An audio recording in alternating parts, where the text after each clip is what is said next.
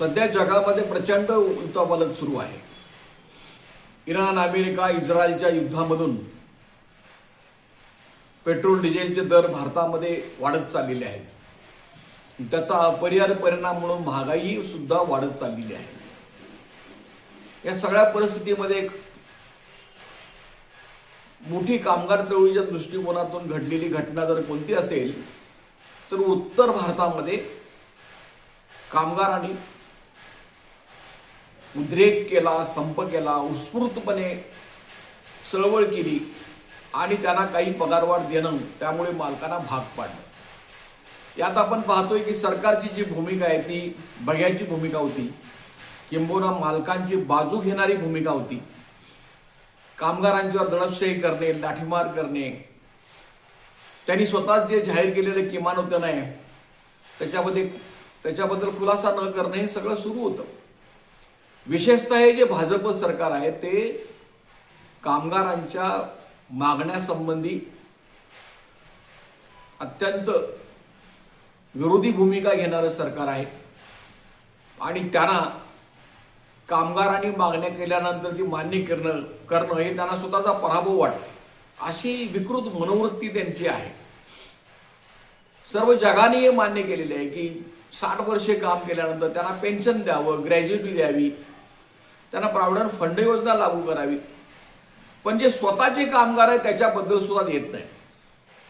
खाजगी मालक तर देतच नाही, पण स्वतःच्या योजना सुरू केलेल्या असतात, अभियान सुरू केलेलं असतं, त्यातल्या कामगारांना सुद्धा हे हक्क दिले जात नाही।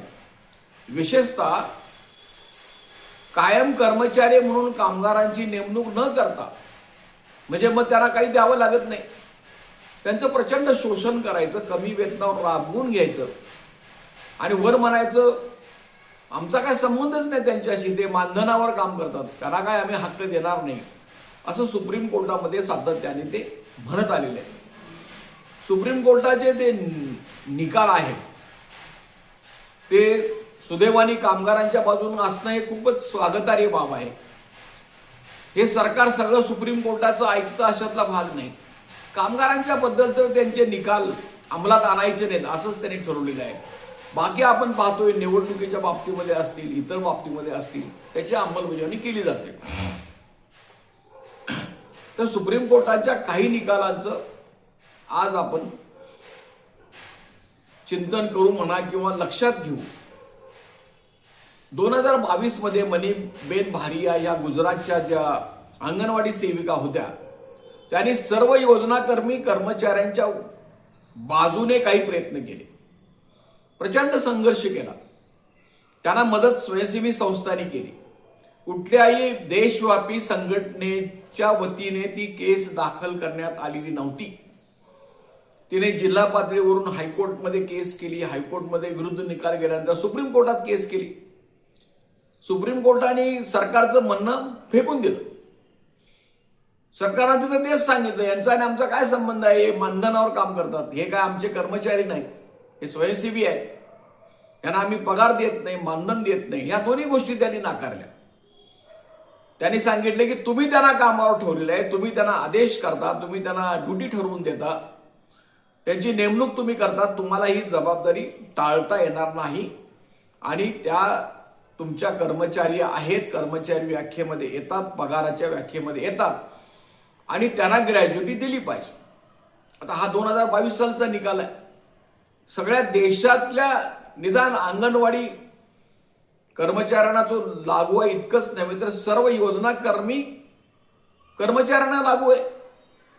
हे जी सगळी यांची अभियानं आहेत, आरोग्यविषयक आहेत, शैक्षणिक आहेत, इतर आहेत, त्याच्यामध्ये 1 कोटीपेक्षा जास्त कर्मचारी काम करतात आणि त्यांना हे फक्त तुटपुंजा मानधनावर त्यांच्याकडनं काम करून घेतात, त्यांना इतर काहीही देत नाही, त्यांना या सरकारला त्याचं काही वाटत नाही। मग हा निकाल जो झाला 2022 त्याची अंमलबजावणी अजून सगळ्या देशामध्ये होत नाही। हा महाराष्ट्रामध्ये प्रश्न आम्ही उपस्थित केला। महाराष्ट्रामध्ये 2022 साली निकाल झाल्यानंतर नाईलाज असतो त्या अंगणवाडी बिचारा महिलांना नागपूर खंडपीठामध्ये जावं लागलं की जो निर्णय सुप्रीम कोर्टाने दिलेला आहे त्याची तरी अंमलबजावणी करा, तसा आदेश केला, त्याची पर्वा अजून केलेली नाही त्यांनी. तर दुसरा आता एक महत्वाचा निकाल आलेला आहे, तो आहे पेन्शनचा. पेन्शनचा अधिकार नाकारलेलाच आहे. बिहारमध्ये टपाल खात्यात काम करणारा एक कंत्राटी कर्मचारी, तो निवृत्त झाला, निधन झालं त्याचं. त्याच्या पत्नीने, विधवा महिलेने पेन्शन मिळाला पाहिजे म्हणून गेल्या 18 वर्षापासून संघर्ष केला. पटना हायकोर्टने विरुद्ध निकाल दिला. त्या बाई सुप्रीम कोर्टामध्ये गेल्या आणि सुप्रीम कोर्टाने सांगितलंय असं अजिबात चालणार नाही, तुम्ही मालक आहात सरकार, तुम्हाला पेन्शन नाकारता येणार नाही, पेन्शन दिलंच पाहिजे. हा एक अतिशय महत्वाचा निकाल 2 दिवसापूर्वी सुप्रीम कोर्टाने दिलेला आहे. त्याच्यामुळे सर्व असंघटित उद्योगातील कर्मचारी, कारण हे नव्याने काहीच नाही, असलेले जे 29 कामगार कायद्यातले जे सर्व कामगारांची कवचकुंडलं होती ती या सरकारनं काढून घेतलेली आहेत आणि सगळं मालकांना खुलं सोडलेलं आहे. आणि वर त्याच्यामध्ये तरतूद अशी केलेली आहे की जर कामगारांना भडकून संप केला तर युनियनच्या पुढाऱ्यांना 1 वर्षापेक्षा सुद्धा जास्त काळ जेलमध्ये टाकलं जाईल. हे सगळं सुरू आहे आणि अशा वेळेला असा निकाल येणं हे खूप महत्वाचं. त्यामुळे पेन्शन बद्दलचा हा निर्णय आलेला आहे, तो आपण समजावून घेतला पाहिजे. खरं म्हणजे कोर्टाबद्दल कामगारांनी हे समजून घेतलं पाहिजे, विशेषतः या आशा आणि गटप्रवर्तक महिलांनी तर समजूनच घेतलं पाहिजे. हे जे कंत्राटी कर्मचारी आहेत, आम्ही म्हणतोय गटप्रवर्तक कंत्राटी आहेतच, तुम्ही त्यांना तसे आदेश दिलेले आहेत, तुम्ही त्यांच्या नेमणुकीच्या पत्रामध्ये 11 महिन्याचे ते लिहिता, सर्व अटी तुम्ही इतर कंत्राटी कर्मचाऱ्यांच्या प्रमाणे लावता आणि साळसूदपणे दादांत खोटं बोलता की तुम्ही कंत्राटी नाही म्हणून. तर हे सगळं आहे. आणि आज पंजाबमध्ये आणि हरियाणामध्ये तिथे त्यांनी 55,000पेक्षा जास्त कंत्राटी कर्मचाऱ्यांना कायम करून टाकलेलं आहे. याचं कारण असं आहे की त्याची एक जुनी केस सुप्रीम कोर्टामध्ये सुरू होती, अवतार सिंग. त्या केसमध्ये काही निर्देश सरकारला त्यांनी दिलेले होते, तेथील कामगारांनी घातलेले होते. तर त्याचा एक परिणाम झाला. पण हे महाराष्ट्रामध्ये ऐकायला तयार नाहीत. म्हणजे किती निर्लज्जपणा. 2022 साली महाराष्ट्रामध्ये सुद्धा ज्यांची 10 वर्ष झालेली आहेत त्यांना तुम्ही कायम कर्मचारी म्हणून नेमणूक करा, निर्णय करावा सरकारने, असं म्हटल्यानंतर 1 वर्षाने महाराष्ट्र सरकारने निर्णय केला 23 साली आणि आता 26 साल चालू आहे, त्याची अंमलबजावणी अजूनही त्यांच्याकडून झालेली नाही. आमचं म्हणणं असं आहे की गटप्रवर्तक ज्या 10 वर्षे झालेले असतील, मग त्या आशा आणि गटप्रवर्तक दोन्ही धरून सुद्धा त्यांना सुद्धा शासकीय सेवेमध्ये घेतलं पाहिजे. आणि इतकंच नव्हे तर अशा महिलांना सुद्धा ज्यांची 10 वर्ष झालेली आहेत त्यांना तुम्ही आरोग्य सेवेमध्ये कायम कर्मचारी म्हणून घेतलं पाहिजे. मग तुम्ही कुणाची भरती करणार? ज्यांना आरोग्याबद्दल काय माहिती नाही, जे वशिल्याचे तट्टू आहेत, जे पैसे भरून लाच देऊन ज्यांची नोकरी करायची इच्छा आहे त्यांची तुम्ही भरती करणार.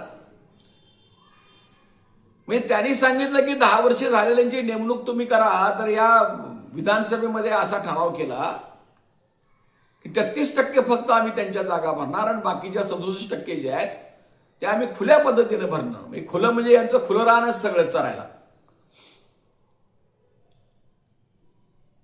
संजय राऊत खासदार यांनी आरोप केला सरळ सरळ, एकनाथजी शिंदे मुख्यमंत्री असताना 5 कोटी रुपये त्यावेळच्या आरोग्य मंत्र्याच्या बंगल्यावर डॉक्टर लोकांनी नेऊन दिलेले आहेत. का तर त्यांना कंत्राटी आहेत, त्यांना कायम करा. तर हे चालू आहे. त्यामुळं या प्रश्नांच्याकडे लक्ष दिलं पाहिजे गांभीर्याने आशा आणि गटप्रवर्तक महिलांनी, आणि शहाणं झालं पाहिजे. ही जी युनियन मधली जी सगळी विकृती आहे ती त्यांनी समजून घ्यायला पाहिजे, त्याशिवाय पर्याय नाही. काही भामटे पुढारी आहेत, मीच केलं म्हणतात सगळं, आम्ही 100 वर्षापासून काम करतो. काय दिवे लावले 100 वर्षापासून काम करून? भामटेगिरी किती करायची, भंपकपणा करायचा. सगळ्याच युनियन्स निवेदन देतात ना.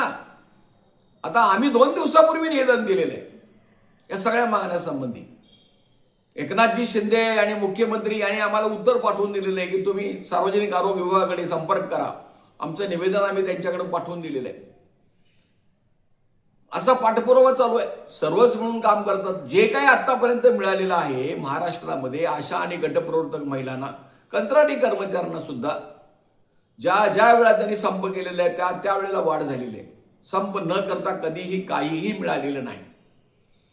आणि त्याच्यामुळे हे कोण तिस्मार खान म्हणायची गरज नाही माझ्यामुळे होते. तर हे असे जे संधी साधू आहेत ते आशा आणि गटप्रवर्तकांचं नुकसान करीत आहेत.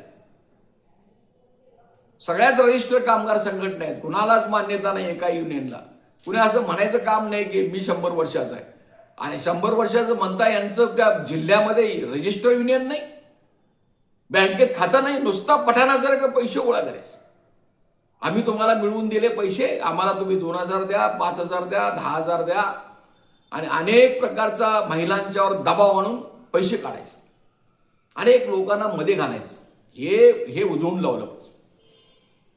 जरूर कामगारांनी त्यांचे प्रश्न सोडवले. जी युनियन त्यांना वाटते त्यांना जरूर आर्थिक मदत करावी, स्वेच्छेने करावी. लोकशाही आहे, कुणालाही जबरदस्ती करता येणार नाही. आता काही आशा आणि गटप्रवर्तक आहेतच की ते कुणालाच फंड देत नाहीत, कुणालाच वर्गणी देत नाहीत. म्हणजे काय त्यांना लाभ मिळतील असं आहे का? आता हे त्यांना माहिती आहे म्हणून सुद्धा ते देत नाही. परंतु जर आशा आणि गटप्रवर्तक महिलांनी त्यांच्यासाठी खरं खुरं काम करणाऱ्या युनियन्स आहेत, त्यांना जर त्यांनी जगवलं नाही, त्या जर अशा पद्धतीने विकलांग झाल्या, दुर्बळ झाल्या आणि निव्वळ आर्थिक क्षमता नाही म्हणून कायदेशीर लढाई जर त्या संघटनेने केली नाही तर नुकसान तुमचं होणार आहे. हे तुम्ही लक्षात घ्या. आज संपूर्ण महाराष्ट्रामध्ये फक्त आमच्या केसेस चालू आहेत.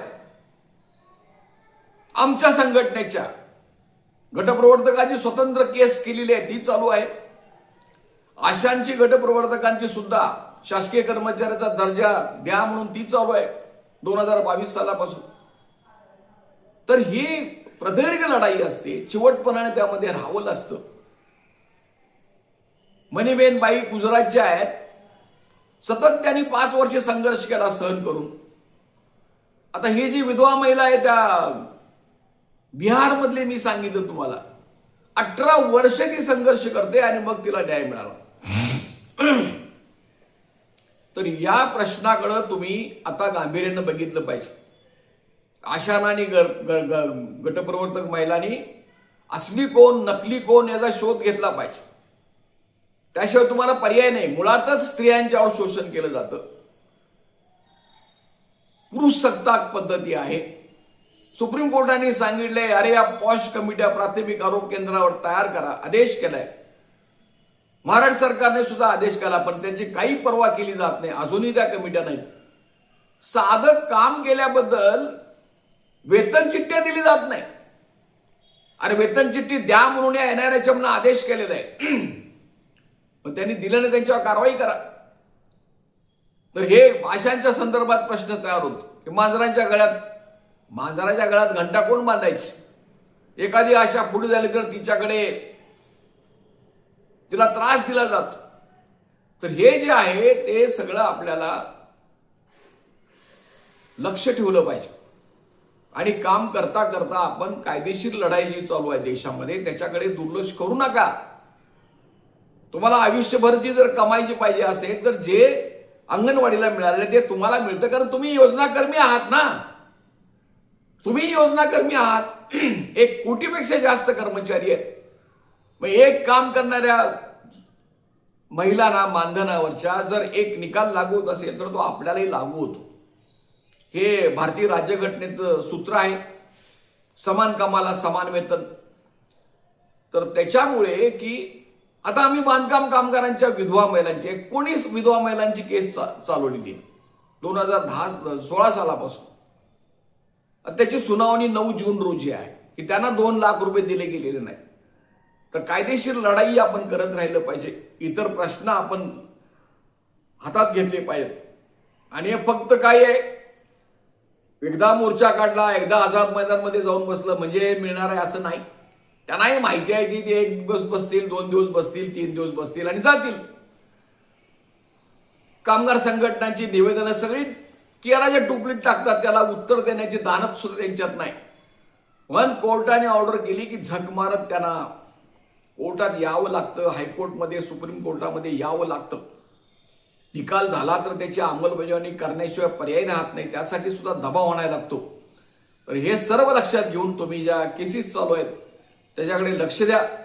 चांगल्या खऱ्या युनियन्स आहेत त्यांना तुम्ही सपोर्ट करा आणि या बदललेल्या परिस्थितीमध्ये बदललेल्या पद्धतीने तुम्ही संघटित व्हा. तुमचे व्हॉट्सअप ग्रुप सक्षम पाहिजेत. तुम्हाला